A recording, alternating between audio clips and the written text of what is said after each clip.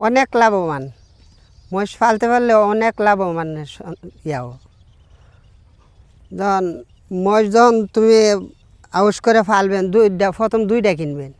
দুইটা কেনার পরেতে আপনি যখন 1 বছর ফালবেন, পরে এখন দেখবেন খালি লাভবান হয়ে চলতেছে।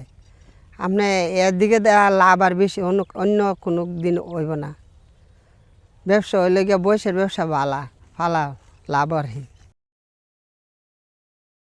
ইতান তো অসুখ বিসুখ কম হইব বয়সের মাঝে, নাহলে গরু বাছরের অসুখও বেশি, মহিষের মাঝে অসুখ কম। এরপরে তার খাদ্য কিনা খাওয়ার লাগে না, তার খাদ্য বন্ধে লই তার খাদ্য খাওয়াও। তারে বন্ধের যা খাওয়ানো দিতে পারবেন, বাড়ির মাঝে এতে ডাল খাওয়ান দিলেও খাম হইতো না। লাভ সাইরা ফেলতে পারলে লাভ,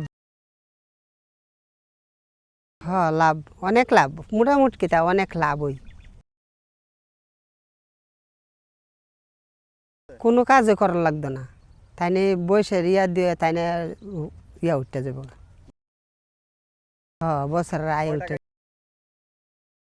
1 বছরে যদি আপনি 12টা বসলে ঘুরাইতারেন, তে তাইনের কামের ইয়া দরমা উঠতেও আপনি লাভবান থাকবেন। 5 লাখ টাকার মতন আয় হয়ে যাব, তাইনের খরচ দিয়াও। দুধের মহিষ হইল আমার উত্তম, আমি জানি রাঙ্গা জাত, যে এটা হইল গিয়া উত্তম মণিপুরি জাত। এটা হলো উত্তম, এটা দুধও বেশি, আল্লাহ দিলে বাচ্চার দিকে তো বেচতে গেল তাইনের মাংস মানুষের অনেক, দেখলে প্রচুর দামও, কোয়ালিটি ভালো মাংসর।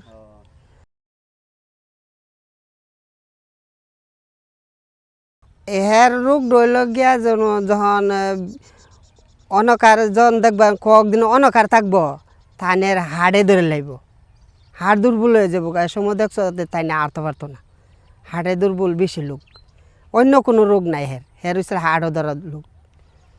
তাহলে এটা আমরা সবসময় জানি মহিষের যা হাড়ও ধরার লোক।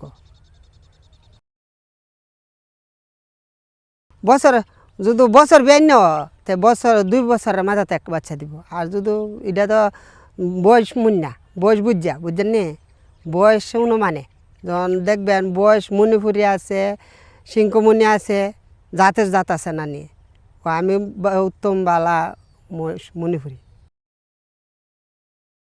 সবচেয়ে বালা, 8-9 কেজি দুধও দিব।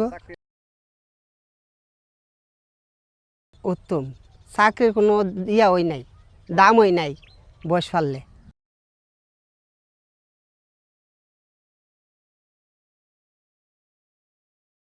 দর্শক বাইরে গেল আমার লাগে একটা রাখ দিও।